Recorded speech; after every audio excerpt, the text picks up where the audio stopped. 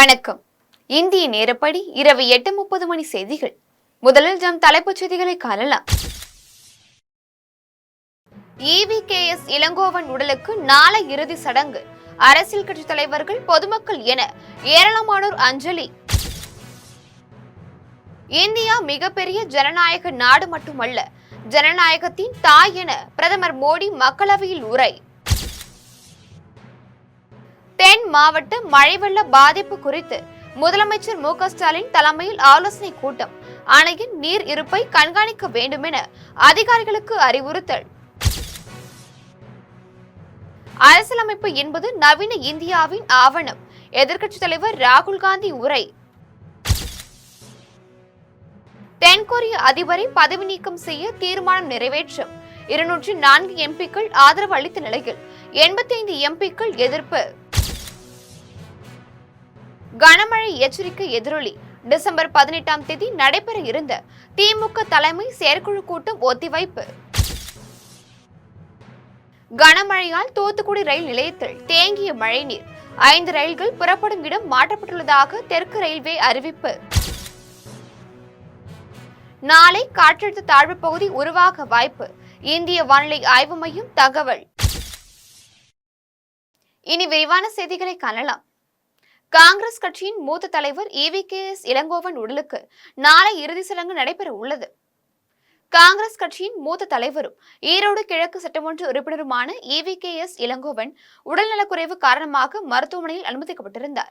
அவருக்கு நுரையீரல் சார்ந்த பாதிப்பு இருப்பது உறுதி செய்யப்பட்டு மருத்துவ குழுவினர் தீவிர சிகிச்சை அளித்து வந்தனர். இந்நிலையில் சென்னை மியாட் மருத்துவமனையில் வெண்டிலேட்டர் உதவியுடன் சிகிச்சை பெற்று வந்த EVKS இளங்கோவன் சிகிச்சை பலனின்றி இன்று காலமானார். அவரது உடல் சென்னை சத்தியமூர்த்தி பவனில் வைக்கப்பட்டுள்ள நிலையில் பொதுமக்கள், அரசியல் தலைவர்கள் அஞ்சலி செலுத்தி வருகின்றனர். இந்நிலையில் EVKS இளங்கோவன் உடலுக்கு நாளை இறுதி சடங்கு நடைபெறும் என தெரிவிக்கப்பட்டுள்ளது. இந்தியா மிகப்பெரிய ஜனநாயக நாடு மட்டுமல்ல, ஜனநாயகத்தின் தாய் என பிரதமர் மோடி தெரிவித்துள்ளார். இந்திய அரசியலமைப்பு சாசனம் ஏற்றுக்கொள்ளப்பட்டு 75 ஆண்டுகள் நிறைவடைந்ததை ஒட்டி நாடாளுமன்றத்தில் அரசியலமைப்பு சாசனம் தொடர்பான விவாதம் நடைபெற்று வருகிறது.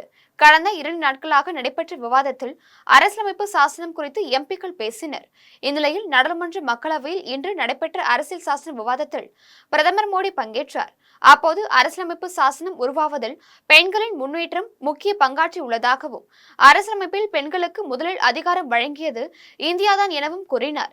மேலும் 1000 ஆண்டுகால ஜனநாயக பாரம்பரியத்தை கொண்டுள்ளதால் இந்தியா மிகப்பெரிய ஜனநாயக நாடு மட்டுமல்ல, ஜனநாயகத்தின் தாய் ஆகும் என்றும் பிரதமர் மோடி தெரிவித்தார்.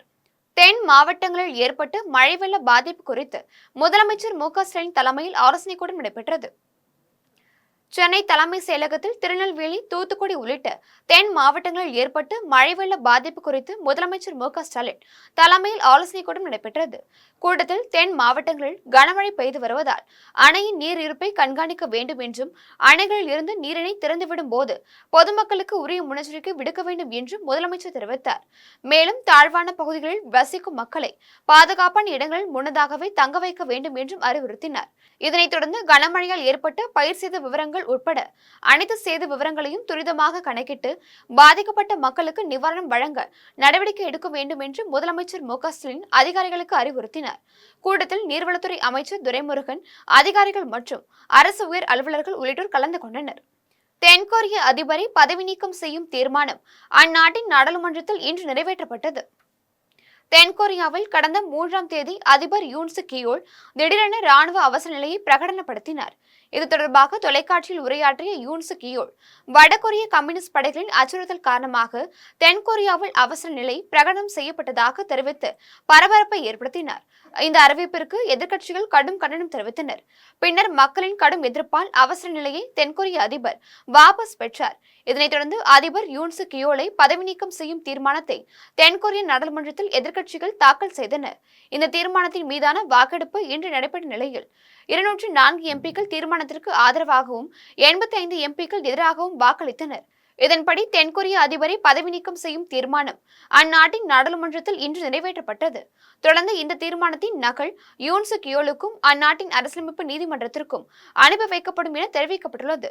மேலும் ஒருவேளை அதிபர் பதவி நீக்கம் செய்யப்பட்டால் அடுத்த 60 நாட்களுக்குள் புதிய அதிபரை தேர்வு செய்வதற்கான தேர்தல் நடத்தப்பட வேண்டும் என்றும் தெரிவிக்கப்பட்டுள்ளது. உதகையில் நடைபெற்ற அனைத்து நாடுகள் மாற்றுத்திறனாளிகள் தின விழாவில் அமைச்சர் மூப்பை சாமிநாதன் கலந்து கொண்டு ஏராளமான நலத்திட்ட உதவிகளை வழங்கினார். நீலகிரி மாவட்டம் உதகையில் இயங்கி வரும் தனியார் சர்வதேச மருந்தாக்கியல் கல்லூரியில் அனைத்து நாடுகள் மாற்றுத்திறனாளிகள் தின விழா கொண்டாடப்பட்டது. விழாவில் தமிழ்நாடு தமிழ் வளர்ச்சி மற்றும் செய்தித்துறை அமைச்சர் மூப்பை சாமிநாதன் கலந்து கொண்டு விழாவினை துவக்கி வைத்தார். நிகழ்ச்சியில் மாற்றுத்திறனாளிகள் நல வாரியத்தின் மூலம் 78 பயனாளிகளுக்கு 9,34,000 மதிப்பிலான நலத்திட்டங்களை அமைச்சர் வழங்கினார். குறிப்பாக இயற்கை மரணம் மற்றும் ஈமச்சடங்கு உதவித்தொகை, செவித்திறன் குறையுடைய மற்றும் பார்வைத்திறன் குறையுடைய மாற்றுத்திறனாளிகளுக்கு திறன்பேசி வழங்கும் திட்டம் உள்ளிட்டவற்றை வழங்கினார். நிகழ்ச்சியில் அரசு தலைமை கொறடா ராமச்சந்திரன், மாவட்ட ஆட்சித்தலைவர் லட்சுமி பவ்யா தண்ணீரு உள்ளிட்ட அரசு துறை அதிகாரிகள் பலர் கலந்து கொண்டனர். கம்பம் அருகே புதிதாக அமைக்கப்பட்ட வேக தடையை கடக்கும் போது ஏற்பட்ட விபத்தில் ஒருவர் உயிரிழந்த சம்பவம் பெரும் சோகத்தை ஏற்படுத்தியுள்ளது. தேனி மாவட்டம் கூடலூரில் வசித்து வருபவர் செல்வம் என்பவர் அலிநகரம் நகராட்சியில் சுகாதார ஆய்வாளராக பணிபுரிந்து வருகிறார். இவர் பணிக்கு செல்வதற்காக கம்பம் குமுளி தேசிய நெடுஞ்சாலையில் அமைத்துள்ள CPU மேல்நிலைப்பள்ளி முன்பு புதிதாக அமைக்கப்பட்ட வேகத்தடையை கடக்கும் போது நிலை தடுமாறி கீழே விழுந்து விபத்து ஏற்பட்டது. இதில் பின்தலையில் பலத்த காயமடைந்த செல்வம் சம்பவ இடத்திலேயே உயிரிழந்தார். இதுகுறித்து தகவலிருந்து சம்பவ இடத்திற்கு வந்த கம்பம் தெற்கு காவல் நிலைய போலீசார் உடலை கைப்பற்றி உடற்கூறு ஆய்விற்காக கம்பம் அரசு மருத்துவமனையில் பிரேத பரிசோதனைக்கு அனுப்பி வைத்தனர். முறையான அறிவிப்பு பலகையின்றி வேகத்தடை அமைத்ததால் இந்த விபத்து ஏற்பட்டதாகவும் இதனை கவனத்தில் கொண்டு நெடுஞ்சாலைத்துறை வேகத்தடையை அப்புறப்படுத்த வேண்டும் என்று சமூக ஆர்வலர்கள் கோரிக்கை விடுத்துள்ளனர். பொங்கலுக்கு 1.77 கோடி வேட்டி மற்றும் 1.77 கோடி சேலைகள் வழங்க உள்ளதாக அமைச்சர் காந்தி வேலூரில் தெரிவித்துள்ளார். வேலூர் மாவட்டம் அம்முண்டியில் உள்ள வேலூர் கூட்டுறவு சர்க்கரை ஆலையில் கரும்பு அரவை துவங்கும் விழாவானது வேலூர் மாவட்ட ஆட்சியர் சுப்புலட்சுமி தலைமையில் நடைபெற்றது. இதில் சிறப்பு அழைப்பாளராக கைத்தறி மற்றும் துணிநூல் துறை அமைச்சர் காந்தி கலந்து கொண்டு கரும்பு அரவையை துவக்கி வைத்தார். பின்னர் அதிக அளவில் கரும்பு உற்பத்தி செய்த விவசாயிகளுக்கு ஊக்கத்தொகைகளை அமைச்சர் காந்தி வழங்கினார். பின்னர் செய்தியாளர்களிடம் பேசிய அமைச்சர் பொங்கலுக்கு 1.77 கோடி வேட்டி மற்றும் 1.77 கோடி சேலைகள் வழங்க உள்ளதாக தெரிவித்தார். தொடர்ந்து பேசிய அவர் இவ்வாறு தெரிவித்தார். 10ஆம் தேதிக்குள்ள மொத்தமே முடிவு. இந்த கொள்முதல் தமிழகத்தில் கொள்முதல் பண்ணீங்களா இல்ல போன முறை ஆந்திராவில் கொள்முதல் பண்ணிட்டாங்க அப்படின்னு? தவறு சார். நான் கொள்முதல்ன்றது ஒரு டெண்டர் வருது அந்த இதுக்கு தான், நூலுக்கு தான். நூலுக்கும் இது சொசைட்டி தான் தயாரிக்கு. நாம் டைரெக்டாக பண்ண முடியாது. அதில் சொசைட்டி கொடுக்கும்போது போன வாட்டிட்ட மிச்ச பேரெல்லாம் ஒன்று குறை சொல்லிட்டு இருந்தாங்க. அவங்க இது கலந்து அது இல்லாமல் நாங்கள் டெஸ்டிங் எடுக்கிறோம். ஒரு புடவை டெஸ்ட் எடுக்க முடியும். அதில் பாலிஸ்டர் அதிகமாக கொடுத்துட்டாங்க. இது ஒன்றா அதெல்லாம் சும்மா சொல்கிறது தான். சும்மா இது 1-2 நடக்கிறதுக்கு அது நீ மொத்தமே ஒன்று டெஸ்ட்டுக்கு அதுக்கு நாங்கள் டீம் போட்டு பக்கா வைப்போம். முன்ன மாதிரி இல்லை. நீங்கள் போன வாட்டியை பார்த்தீங்க, எல்லாம் போட்டு பார்த்து கொடுத்தாங்க. அதே மாதிரி யார் ரகங்க பார்த்து இது ஒரே மாதிரி இருக்கிறதுக்கெல்லாம் போட்டு வைப்போம். 15 ரகம் இந்த கலர்ஸ் 15 கலர், வேஸ்ட்டில் 5 கலர். அதே மாதிரி இது போன வாட்டி பார்டர்ஸ் மாற்றுவோம். இந்த பார்டர் இந்த கலர், இது கொஞ்சம் பெரிய பார்டர். அந்த மாதிரி யாரும் தப்பு பண்ணாத முயற்சி உங்களுக்கு ப்ராக்டிக்கலாக நாங்கள் சொல்கிறோம். சென்னையில் நடைபெற்ற மாற்றுத்திறனாளிகளுக்கு நலத்திட்ட உதவிகள் வழங்கும் நிகழ்ச்சியில் மேயர் பிரியா, அமைச்சர் சேகர்பாபு உள்ளிட்டோர் கலந்து கொண்டனர். துணை முதலமைச்சர் உதயநிதி ஸ்டாலினின் பிறந்தநாளை முன்னிட்டு சென்னை அண்ணா நகர் ஏசிஆர் காலனி பகுதியில் மாற்றுத்திறனாளிகளுக்கு நலத்திட்ட உதவிகள் வழங்கும் நிகழ்ச்சி நடைபெற்றது. நிகழ்ச்சியில் மேயர் பிரியா, அமைச்சர் சேகர்பாபு, TKS இளங்கோவன் ஆகியோர் கலந்து கொண்டனர். அப்போது பேசிய மேயர் பிரியா, துணை முதல்வர் உதயநிதி தனது பிறந்தநாளை பேனர்கள் வைப்பது உள்ளிட்ட ஆடம்பர கொண்டாட்டமின்றி மக்களுக்கு பயனுள்ள வகையில் கொண்டாட வேண்டும் என்று கூறியிருப்பதாக தெரிவித்தார். தொடர்ந்து பேசிய அமைச்சர் சேகர்பாபு, 2026 தேர்தலில் நமது முதல்வரை மீண்டும் முதல்வராக அரியணையில் ஏற்றும் வரை நமது பயணம் ஓயாது என கூறினார். கடலூரில் வெள்ளத்தால் பாதிக்கப்பட்ட பகுதிகளை அமைச்சர் MRK பன்னீர்செல்வம் நேரில் சென்று ஆய்வு மேற்கொண்டார். கடலூர் மாவட்டம் காட்டுமன்னார் கோவில், குமராட்சி பகுதிகளில் வெள்ளத்தால் பாதிக்கப்பட்ட பகுதிகளை அமைச்சர் MRK பன்னீர்செல்வம் நேரில் சென்று ஆய்வு மேற்கொண்டார். மேலும் லால்பேட்டையில் உள்ள வெள்ளையங்கால் மதகிலிருந்து வெளியேற்றப்படும் தண்ணீரின் அளவை பொதுப்பணித்துறை உயர் அதிகாரிகளிடம் கேட்டறிந்தார். மேலும் வேளாண்மை துறை அதிகாரிகளிடம் பாதிக்கப்பட்ட பயிர்களின் விவரங்களை கேட்டறிந்தார். தொடர்ந்து செய்தியாளர்களை சந்தித்த அவர், அரியலூர் மாவட்டம் ஆண்டிமடம், ஜெயங்கொண்டத்தில் பெய்த பலத்த மழை காரணமாகவே நமக்கு கடுமையான பாதிப்பு ஏற்பட்டுள்ளதாக தெரிவித்தார். ஆய்வின் ஆய்வின் போது மாவட்ட ஆட்சியர் சிபி ஆதித்ய செந்தில்குமார், சட்டமன்ற உறுப்பினர் சிந்தனை செல்வன், வேளாண்மை துறை இணை இயக்குநர் ஜெபக்குமார் கென்னடி உள்ளிட்ட பலர் உடனிருந்தனர். முகாம்களை கிட்டத்தட்ட 385 குடும்பங்கள் தங்க வைக்கப்பட்டிருக்கிறது. பல்வேறு இடங்களில் பாதுகாப்பான இடத்தில் தங்க வைக்கிறது.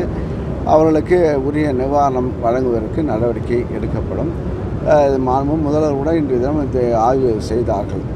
ஆய்வு போன மழையினால் ஏற்பட்ட பகுதியை எவ்வளவு விளைநிலங்கள் என்பது ஆய்வு செய்யும் நேரம் தலைமைச் செயலகத்தில் ஆய்வு செய்து கொண்டிருக்கிறார்கள்.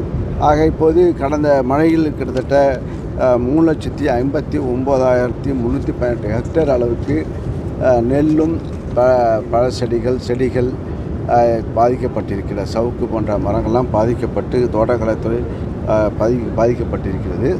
இப்போ இந்த வீராணா ஏரியை திறந்து விட காரணத்தால் இந்த காட்டுமன்னார்கோவில் பகுதி தாலுக்கா, அதுபோல் குமராட்சி யூனியன், இப்போ Kumaratchi union, Keerapalayam union, Kattumannarkoil block, இதெல்லாம் 3 பகுதியில் இப்போது தண்ணீரால் சூழப்பட்டிருக்கிறது. இந்த கணக்கெடுக்கப்பட்டு தண்ணீர் வடிந்த பிறகு தண்ணீர் கணக்கெடுக்கின்ற பணி நடைபெறும்.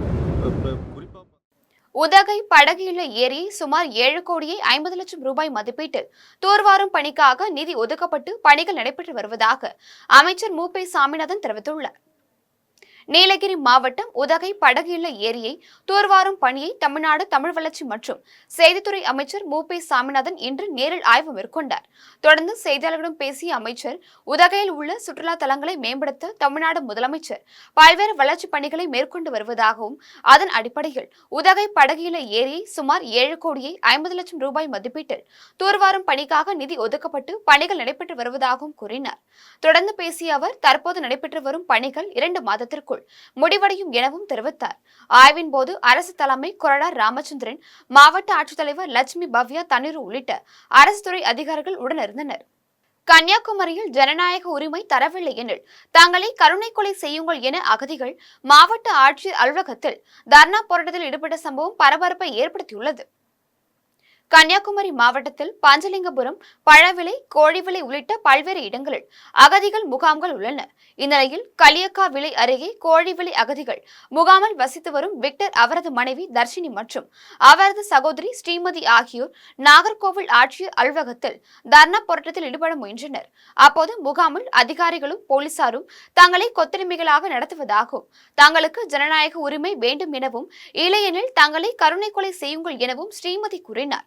இதையடுத்து போலீசார் அவர்களை ஆட்சியர் அலுவலகத்திற்குள் அழைத்து சென்று விசாரணை மேற்கொண்டனர். தூத்துக்குடி அரசு மருத்துவமனையில் வெள்ள நீர் சூழ்ந்துள்ளது குறித்து மாவட்ட நிர்வாகம் உரிய நடவடிக்கை எடுக்க வேண்டும் என பொதுமக்கள் கோரிக்கை விடுத்துள்ளனர். தூத்துக்குடி மாவட்டத்தில் பெய்து வரும் கனமழை காரணமாக தூத்துக்குடி அரசு மருத்துவக் கல்லூரி மருத்துவமனை வளாகம், ரத்த வங்கி மற்றும் குழந்தைகள் வார்டு உள்ளிட்ட பகுதிகளில் மழைநீர் குளம் போல் தேங்கியுள்ளது. மேலும் மருத்துவமனையில் உள்ள மனநல பிரிவின் உள்ளே மழைநீர் புகுந்ததால் அங்கிருந்த நோயாளிகள் முதல் தள பகுதிக்கு மாற்றம் செய்யப்பட்டுள்ளனர். மேலும் மழைநீர் சூழ்ந்த பகுதிகளில் அமர்ந்து மருத்துவர்கள் தங்கள் பணிகளை செய்து வருகின்றனர். இந்நிலையில் ஆண்டுதோறும் மழை வெள்ளத்தின் போது தூத்துக்குடி மருத்துவமனையில் மழை வெள்ளம் சூழ்ந்து காணப்படுவதால் மாவட்ட நிர்வாகம் இதற்கு உரிய நடவடிக்கை எடுக்க வேண்டும் என பொதுமக்கள் கோரிக்கை விடுத்துள்ளனர். கள்ளக்குறிச்சியில் வீட்டின் பூட்டை உடைத்து 25 பவுன் தங்க நகை மற்றும் 35,000 மதிப்புள்ள வெள்ளிப் பொருட்களை திருடிய நபர்களை போலீசார் தேடி வருகின்றனர். கள்ளக்குறிச்சி மாவட்டம் சங்கராபுரம் அருகே உள்ள சோழம்பட்டு கூட்ரோட் பகுதியில் வசித்து வரும் ஜெகதீஷ் என்பவர் நேற்று தனது வீட்டை பூட்டிவிட்டு திருவண்ணாமலை கோவிலுக்கு சென்றுள்ளார். இந்நிலையில் இன்று வீட்டிற்கு வந்த அவர் வீட்டின் முன் பக்க கதவில் இருந்த பூட்டை உடைக்கப்பட்டு இருப்பதை கண்டு அதிர்ச்சியடைந்து உள்ளே சென்று பார்த்துள்ளார். அப்போது பீரோவில் இருந்த 25 பவுன் தங்க நகை மற்றும் 35,000 மதிப்புள்ள வெள்ளிப் பொருட்கள் திருடு போனதை கண்டு அதிர்ச்சியடைந்து சங்கராபுரம் காவல்துறைக்கு தகவல் கொடுத்துள்ளார். தகவலின் பேரில் காவல்துறையினர் வழக்கு பதிவு செய்து குற்றவாளியை தீவிரமாக தேடி வருகின்றனர். கோவில்பட்டியில் சிறுவனை கொலை செய்த குற்றவாளிகளை கைது செய்ய கோரி உறவினர்கள் சாலை மறியலில் ஈடுபட்டதால் பரபரப்பு ஏற்பட்டது. தூத்துக்குடி மாவட்டம் கோவில்பட்டி காந்திநகர் பகுதியில் கடந்த 6 நாட்களுக்கு முன்னதாக கருப்பசாமி என்ற சிறுவன் மாயமானார். இவர் வீட்டின் அருகே உள்ள மொட்டை மாடியில் சடலமாக கண்டெடுக்கப்பட்டார். இந்நிலையில் குற்றவாளிகளை பிடிக்க SP ஆல்பர்ட் ஜான் உத்தரவின் பேரில் 5 தனிப்படைகள் அமைத்து குற்றவாளிகளை போலீசார் தீவிரமாக தேடி வருகின்றனர். இந்நிலையில் சிறுவன் உயிரிழந்து 6 நாட்கள் ஆகியும் குற்றவாளிகள் கைது செய்யப்படாததை கண்டித்து கோவில்பட்டி மெயின் பஜாரில் சிறுவனின் உறவினர்கள் மற்றும் அப்பகுதி மக்கள் சாலை மறியல் போராட்டத்தில் ஈடுபட்டனர். இதனால் அப்பகுதியில் போக்குவரத்து பாதிக்கப்பட்டது. மதுரையில் கூட்டுறவு வங்கி ஊழியர் சம்மேளனம் சார்பில் பல்வேறு கோரிக்கைகளை வலியுறுத்தி மாநில அளவிலான தர்ணா போராட்டம் நடைபெற்றது. மதுரையில் கூட்டுறவு வங்கி ஊழியர் சம்மேளனம் சார்பில் மாநில அளவிலான தர்ணா போராட்டம் பொதுச் செயலாளர் சர்வேசன் தலைமையில் நடைபெற்றது. இந்த போராட்டத்தில் மாநில தலைமை கூட்டுறவு வங்கி மற்றும் 23 மாவட்ட மத்திய கூட்டுறவு வங்கிகளை இணைத்து தமிழ்நாடு வங்கி உருவாக்கிட வேண்டும், மதுரை, விருதுநகர், தூத்துக்குடி மாவட்ட மத்திய வங்கி ஊழியர்களுக்கு ஊதிய உயர்வு நிலுவைத் தொகை வழங்கிட வேண்டும், நகர கூட்டுறவு வங்கிகளை மண்டல அளவில் இணைத்து பலப்படுத்திட வேண்டும் உள்ளிட்ட பல்வேறு கோரிக்கைகள் வலியுறுத்தப்பட்டது. தொடர்ந்து செய்தியாளர்களை சந்தித்த சர்வேசன் ஊழியர்களின் கோரிக்கைகளை அரசு நிறைவேற்றாவிட்டால் வேலைநிறுத்த போராட்டத்தில் ஈடுபட உள்ளதாக தெரிவித்தார். அடுத்த இந்த மாநில தர்ணா என்பது பொதுவாக சென்னையில் தான் நடைபெறும். இன்றைக்கு மதுரைக்கு கொண்டு வந்து இந்த போராட்டத்தை துவக்கி இருக்கிறோம். இது அடுத்த ஓரிரு மாதங்களில் முடியவில்லை என்றால் மாநிலம் தழுவிய அளவிலான வேலை நிறுத்தம் ஏற்கனவே ஜனவரி 23, 2024 நடத்தியிருக்கிறோம். அதுபோன்று மாநிலம் தழுவிய அளவில் மிகப்பெரிய அளவுக்கான வேலை நிறுத்தம் தொடர் வேலை நிறுத்தமாக நடத்துவதை தவிர வேறு வழி இல்லை எங்களுக்கு என்பதை தெரிவித்துக் கொள்கின்றோம். கூட்டுறவு சங்கங்களுடைய பதிவாளர் எங்களுடைய கோரிக்கையில் முழுமையான கவனம் செலுத்தாத நிலைமை இருக்கிறது. அது உடனடியாக இந்த கோரிக்கைகளை நிறைவேற்ற வேண்டும். வங்கியினுடைய வளர்ச்சிக்காகவும் ஊழியர் கோரிக்கைக்காகவும் தொடர்ந்து போராடி வரக்கூடிய எங்களுடைய பிஎஃப்ஐ அமைப்பு, கூட்டுறவு வங்கி ஊழியர் சம்மேளனம் அமைப்பு சொல்லுகின்ற ஆலோசனைகளை நிறைவேற்றாத கூட்டுறவு சங்கத்தினுடைய பதிவாளர் இதை கவனம் செலுத்த வேண்டும் என்பதுதான் எங்களுடைய கோரிக்கை. ஆலங்குடி அரசு மருத்துவமனையில் போதிய மருத்துவர்களை நியமிக்க வேண்டும் என பொதுமக்கள் தமிழக அரசிற்கு கோரிக்கை விடுத்துள்ளனர். புதுக்கோட்டை மாவட்டம் ஆலங்குடியில் செயல்பட்டு வரும் அரசு மருத்துவமனையில் ஏராளமான மக்கள் சிகிச்சை பெற்று வருகின்றனர். இந்நிலையில் 6 மருத்துவர்கள் இருக்க வேண்டிய நிலையில் தற்பொழுது 3 மருத்துவர்கள் மட்டுமே இருப்பதாகவும், அதிலும் ஒரு மருத்துவர் அரை நேர பணியிலும் மற்றொருவர் இரவில் மட்டும் பணிக்கு வரக்கூடிய நிலையில் ஒரு மருத்துவர் மட்டுமே முழுநேர பணியில் இருப்பதாக பொதுமக்கள் குற்றம் சாட்டியுள்ளனர்.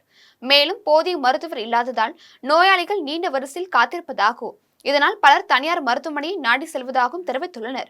இதனால் தமிழக அரசும் மக்கள் நல்வாழ்வுத்துறையும் இதனை கருத்தில் கொண்டு ஆலங்குடி அரசு மருத்துவமனைக்கு போதிய மருத்துவர்கள் நியமிக்க வேண்டும் என பொதுமக்கள் கோரிக்கை விடுத்துள்ளனர்.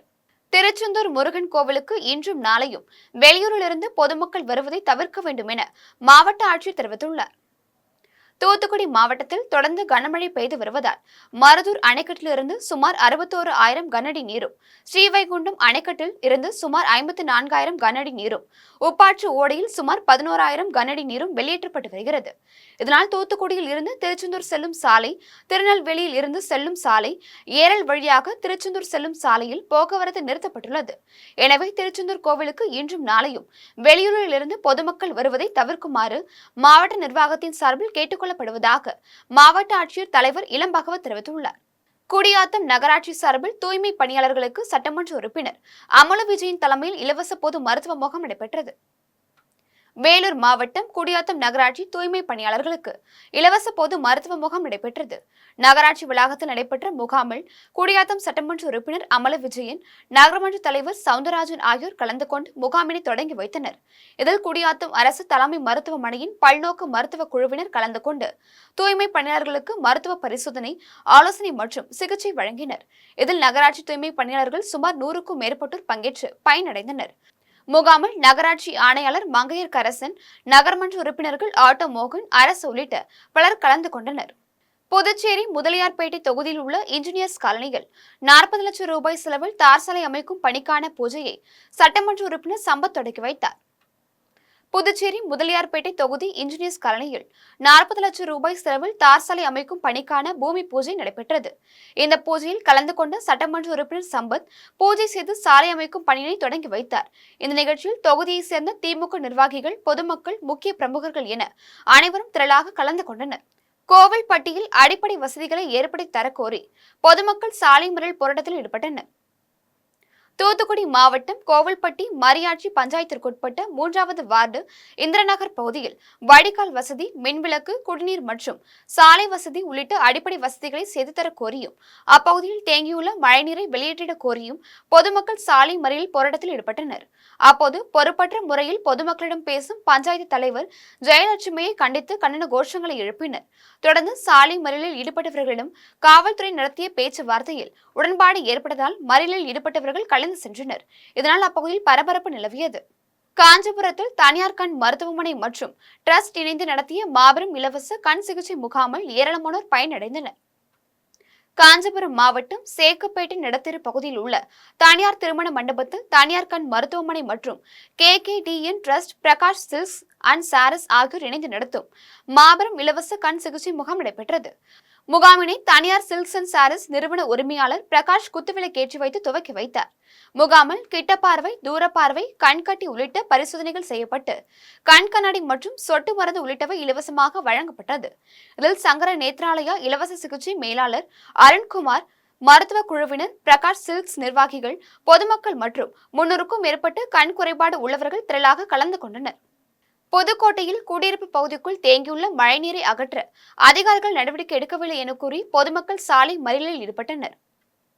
புதுக்கோட்டை மாவட்டத்தில் 2 தினங்களாக பெய்த கனமழையால் அறந்தாங்கி அருகே மணமேல்குடி தாண்டவமூர்த்தி நகரில் தண்ணீர் தேங்கி குளம் போல் காட்சியளிக்கிறது.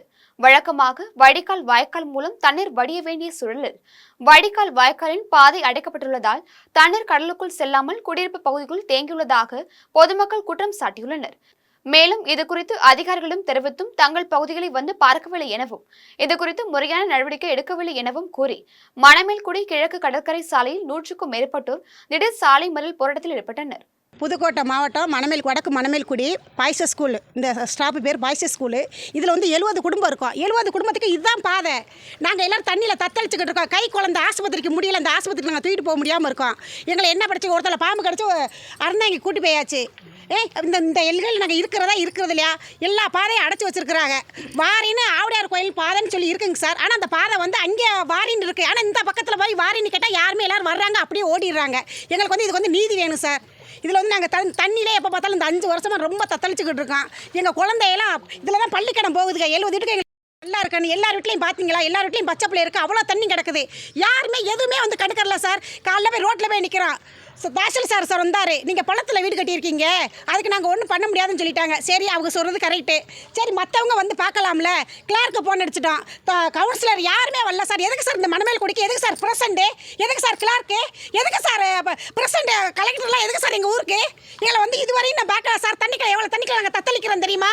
ஒரு சாப்பிடல சார். காலில் இருந்து எல்லா பிள்ளைகள் பட்டினியாக கிடக்கு சார். இதுக்கெல்லாம் ஒரு தீர்வு கிடைக்கணுங்க சார். வேலூரில் நடைபெற்ற சுமை தூக்கும் தினக்கூலி தொழிலாளர்களுக்கான இலவச மருத்துவ முகாமில் ஏராளமானோர் பயனடைந்தனர். வேலூர் மாவட்டத்தில் உள்ள நகர அரங்கில் வேலூர் தலைமுறை பேரவை மற்றும் தனியார் மருத்துவமனையின் சார்பில் வேலூர் நேதாஜி மார்க்கெட்டில் சுமை தூக்கும் தினக்கூலி தொழிலாளர்களுக்கான இலவச மருத்துவ முகாம் நடைபெற்றது.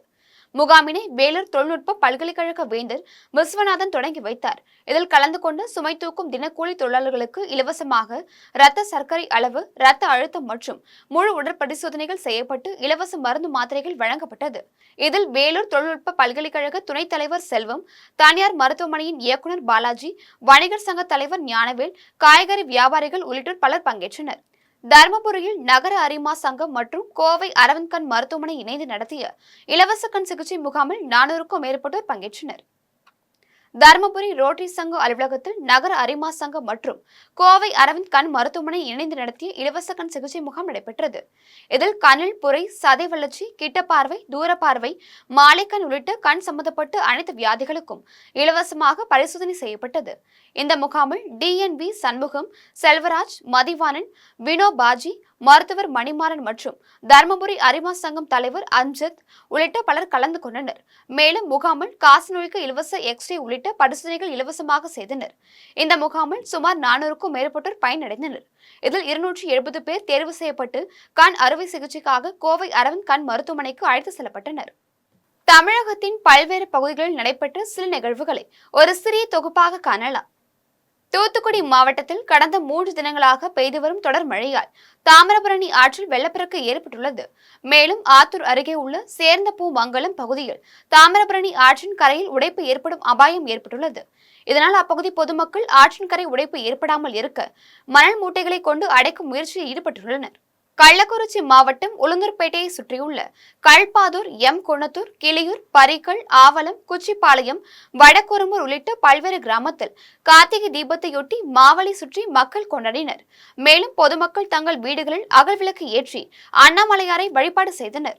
காரைக்காலில் மழையால் பாதிக்கப்பட்ட திருநள்ளாறு தொகுதிக்குட்பட்ட அம்பகரத்தூர், சேத்தூர், செல்லூர், கருக்கங்குடி, அத்திப்படுகை, பேட்டை, அரங்கநகர், தேனூர், செருமாவிலங்கை உள்ளிட்ட 25 கிராமங்களைச் சேர்ந்த 10,000க்கும் மேற்பட்ட மக்களுக்கு GNS ராஜசேகரன் ஏற்பாட்டில் உணவு தயாரித்து வழங்கப்பட்டது. முன்னதாக நெடுங்காடு சித்ரா மஹாலில் பிரத்யேகமாக தயாரிக்கப்பட்ட உணவு டாடா ஏசி வாகனங்கள் மூலம் திருநள்ளாறு தொகுதிக்கு உட்பட்ட 25 கிராமங்களுக்கும் அனுப்பி வைக்கப்பட்டது. வேலூர் மாவட்டம் வேலூர் அடுத்த அலமேலூர் ரங்காபுரம் பகுதியைச் சேர்ந்த சரஸ்வதி என்பவர் பட்டா மாற்றத்திற்காக சென்றுள்ளார். அப்போது கிராம நிர்வாக அலுவலர் சர்மிளா பட்டா மாறுதலுக்கு 5,000 ரூபாய் லஞ்சம் கேட்டுள்ளார். இந்நிலையில் அந்த தொகையை சர்மிளா பெறும்போது கையும் களவுமாக பிடித்த லஞ்ச ஒழிப்பு காவல்துறையினர் அவரிடம் விசாரணை மேற்கொண்டு வருகின்றனர். தேனி மாவட்டம் கம்பம் பகுதியில் உள்ள காமைய கவுண்டம்பட்டி, வரட்டாறு, சுருளி அருவி, சுருளிப்பட்டி, முல்லை பெரியாறு ஆகிய இடங்களில் பேரிடர் மேலாண்மை மாவட்ட கண்காணிப்பாளர் லல்லி ஆய்வு மேற்கொண்டார். அப்போது வரட்டாறு பகுதியில் செல்லும் தண்ணீரானது எந்த ஒரு கசிவும் இல்லாமல் செல்கிறதா என பார்வையிட்டார். தொடர்ந்து சுருளி அருவியிலும் சுருளிப்பட்டியில் முல்லை பெரியாற்று பகுதியில் உள்ள இடர்பாடுகளையும் ஆய்வு செய்தார்.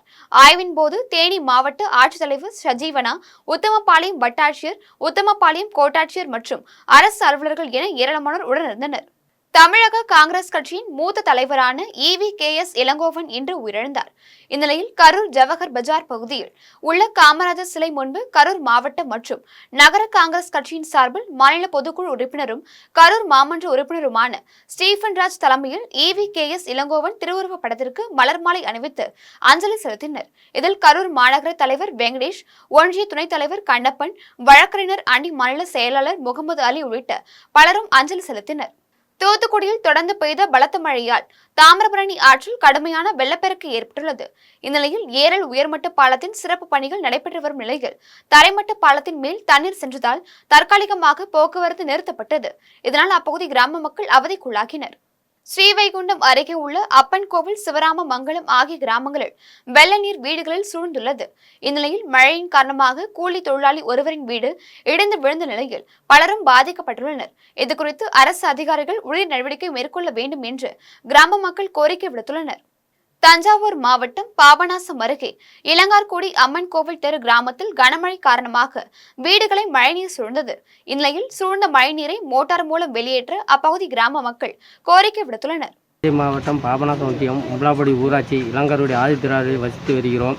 கடந்த 5 நாட்களாக கனமழை பெய்த காரணத்தால் எங்கள் வீடு வாழ்வாதாரம் இழந்து மக்கள் எல்லாம் திருவரத்தில் இருக்கின்றோம். பால் பாக்கெட்டு சாப்பாட்டுக்கு வழி இல்லாமல் இருக்கிறார்கள். ஆகவே சம்பந்தப்பட்ட அதிகாரிகள் தலையிட்டு இந்த மழை நீரை அகற்றுமாறு கேட்டுக்கொள்கிறோம். இல்லை என்றால் மிகப்பெரிய போராட்டத்தை அறிவிக்க காத்திருக்கிறோம். தஞ்சாவூர் மாவட்டம் பாபநாசம் தாலுகா உம்பலாப்படி பஞ்சாயத்து இளங்கார்குடி ஆதிதிராவிடர் கிராமத்திலேருந்து பேசுகிறோம். மழைநீர் தேங்கி நிற்கிது. மழைநீர் குடிநீரும் ஒன்றா நிற்கிது. பிள்ளைங்களுக்கு பால் பாக்கெட் வாங்க கூட வெளியில் வர முடியாத சூழ்நிலையாக இருக்குது. சாப்பாட்டுக்கும் ரொம்ப கஷ்டமாக இருக்குது. வெளியில் வந்து போகவும் முடியல. இதை யாரும் பார்க்கவும் மாட்றாங்க. எது நடவடிக்கை இன்னும் எடுக்கவும் மாட்றாங்க. ரொம்ப கஷ்டமாக இருக்குது எங்களுக்கு வெளியில் வர. சாப்பாடுக்கே திண்டாட வேண்டியதாக இருக்குது. 5 நாளாக மழை. குடிநீரும் மழை நீரும் ஒன்றா இருக்குது. அதை உடனடியாக அகற்ற மாட்றாங்க. அதை அகற்றணும். இல்லைன்னா நாங்கள் போராட்டத்தில் இறங்க தயாராக இருக்கிறோம். திருச்செந்தூர் சுற்றுவட்டார பகுதிகளில் விடாமல் பெய்து வரும் தொடர் மழையால் தாமிரபரணி ஆற்றில் வெள்ளப்பெருக்கு ஏற்பட்டு வீடுகளுக்குள் தண்ணீர் புகுந்துள்ளது. இதனால் பாதிக்கப்பட்ட மக்கள் மாடி வீடுகளிலும் மாவட்ட நிர்வாகம் ஏற்பாடு செய்துள்ள நிவாரண முகாம்களில் தங்க வைக்கப்பட்டுள்ளனர். தொடர் மழையால் அப்பகுதி மக்களின் வாழ்வாதாரம் பாதிக்கப்பட்டுள்ளது. மீண்டும் தலைப்புச் செய்திகள். EVKS இளங்கோவன் உடலுக்கு நாளை இறுதி சடங்கு. அரசியல் கட்சி தலைவர்கள், பொதுமக்கள் என ஏராளமானோர் அஞ்சலி. இந்தியா மிகப்பெரிய ஜனநாயக நாடு மட்டுமல்ல, ஜனநாயகத்தின் தாய் என பிரதமர் மோடி மக்களவையில் உரை. தென் மாவட்ட மழை வெள்ள பாதிப்பு குறித்து முதலமைச்சர் மு.க. ஸ்டாலின் தலைமையில் ஆலோசனை கூட்டம். அணையின் நீர் இருப்பை கண்காணிக்க வேண்டும் என அதிகாரிகளுக்கு அறிவுறுத்தல். அரசியலமைப்பு என்பது நவீன இந்தியாவின் ஆவணம். எதிர்க்கட்சித் தலைவர் ராகுல் காந்தி உரை. தென்கொரிய அதிபரை பதவி நீக்கம் செய்ய தீர்மானம் நிறைவேற்றம். 204 எம்பிக்கள் ஆதரவு அளித்த நிலையில் 85 எம்பிக்கள் எதிர்ப்பு. கனமழை எச்சரிக்கை எதிரொலி. டிசம்பர் 18ஆம் தேதி நடைபெற இருந்த திமுக தலைமை செயற்குழு கூட்டம் ஒத்திவைப்பு. கனமழையால் தூத்துக்குடி ரயில் நிலையத்தில் தேங்கிய மழைநீர் 5 ரயில்கள் புறப்படும் இடம் மாற்றப்பட்டுள்ளதாக தெற்கு ரயில்வே அறிவிப்பு. நாளை காற்றழுத்த தாழ்வு பகுதி உருவாக வாய்ப்பு, இந்திய வானிலை ஆய்வு மையம் தகவல். இத்துடன் ஜெம் செய்திகள் நிறைவடைகின்றன. மீண்டும் ஜெம் செய்திகள் நள்ளிரவு 12 மணிக்கு. உடனுக்குடன் செய்திகளை காண ஜெம் லைவ்.tv என்ற இணையதளத்தில் இணைந்திருங்கள். நன்றி, வணக்கம்.